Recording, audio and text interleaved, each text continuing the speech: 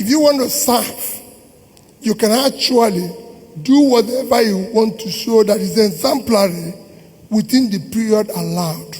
You can do it in 1 year. Let's take Ghana. Things are changed in 6 months. So you don't need to be there for eternity. And there's so many competent leaders in Africa. If the term is 2 years, serve 2 years and go. Another person will come and continue from. Once you show an exemplary life or direction, nobody can change it. Thank you. Thank you, Worobi. I know that the best is done when you are young, ideal, and vibrant and dynamic. When you are kuje, then you don't have the best. And but some people believe that unless they are there, nobody else. They will even tell you that they haven't got anybody else. And I believe that that is a sin against God. Because if God takes you away, which God can do anytime, then somebody else will come. And that somebody else may do better or may do worse. I don't say it will do better. He may do better, he may do worse. But somebody else will come. Thank you, Baba. Maybe, Charlotte, before I come to you, I'm told that Governor Peter Obi would like to say a few words. I know they're killing me with time, but he's spoken a lot about integrity in leadership. So I'd love for us to give... I'll come to your question. But this issue of opposition winning, ensuring or giving indication of credibility of election, I think it's also part of what we get from our friends and development partners from the West. My friend Bush Jr., I think is 43rd president of America. I think he's 43rd. Who will still remain friends anytime I go to America and I have a call on him. So my daughter contested election as senator, and she lost. And when I saw him, I told him, I said, oh, my daughter contested election as a senator, and she lost. He said that election must be credible. Now,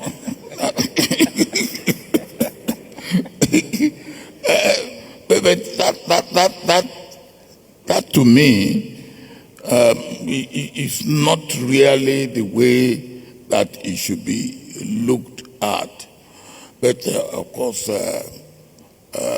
that's the way that, if my daughter contested the election and she lost, it means that I didn't interfere with the election and all that.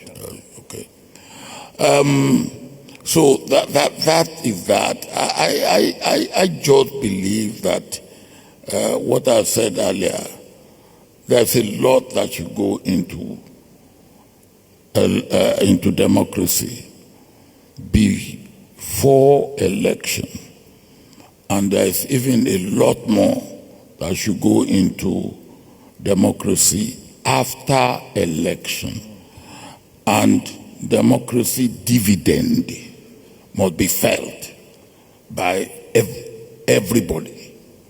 There should be nobody left out from benefiting from democracy dividend. Now, you said that we are getting young chief executive at our national levels now. Yes, we are. But I was fairly young when I left as military head of state. I left at 42. I came back 20 years later at 62, still comparatively young. And then I left after 8 years at 70, still comparatively young. And if I have not given up, now officially at 88, still comparatively young, then I can say to these young African presidents, there is life after the State House. I think that's very, very important. And if they know that there is life after State House, I think they will be a little bit along the path of rectitude. They will do things right, knowing that there's still a lot of them. I have also suggested to the AU, part of the problem of some of the young ones is what do they do? What do they do if you leave government as head of state at 50, whatever? What do you do for the rest of your life? And they don't think of what to do. And I have suggested that AU should establish, there are some universities now that AU, and give them office secretary. Let them first of all write their memoir. Secondly, let them go around and give talk. For a meeting like this, you get them to come and give talk. President Mahama will make them comfortable for the 2 or 3 nights that they will be here. President Jonathan will keep their company. I think we should not let them feel frustrated or idle. I will be specific.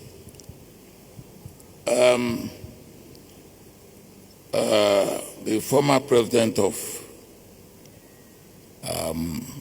Republic of Benin, Boniyayi, was put in house arrest. And I was really, really worried. Almost every day he was calling me, what can I do? So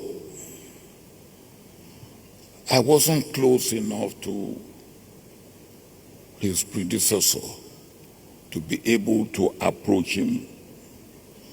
And if I approach him and he didn't respond, what do I do? So I went to President Ouattara. I say, hey, you are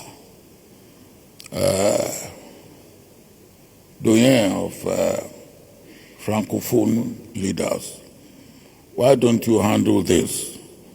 He said, no. He can't handle it. So I said, what else can I do now? So I jumped inside the plane and I went to Paris. I didn't book any appointment. And I went to the Ministry of Foreign Affairs. Fortunately or unfortunately, the minister was not in town. So the ambassador who was on the desk of Africa desk received me. And I said, look, I have come here. First of all, he said, look, I cannot take you to my office. I will have to take you to the foreign minister's office and receive you there. I said, take me anywhere. So when we got to the foreign minister's office, I said, look, the first thing, what is French policy for Francophone Africa. He said, now we don't talk of Francophone Africa. French policy, first of all, is the security of 15% French population who are either of African descent or living in Africa.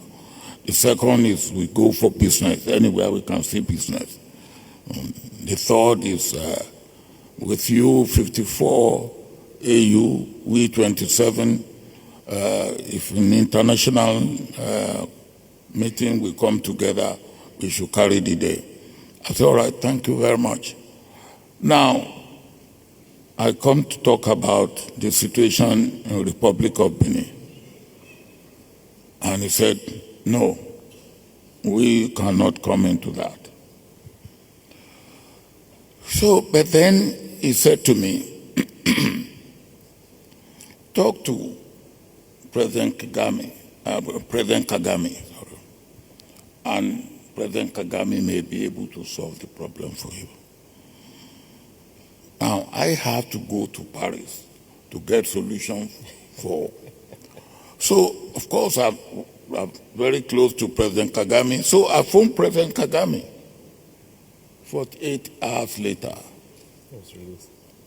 President Kagame has done it. President Boniai has been released from house arrest. Now, what I'm saying here, you say what the problem of the young ones must also be of interest, not only nationally, but regionally and continentally. Yes. And where possible, we should help them. Thank you. Thank you very much. Baba, I know my sister.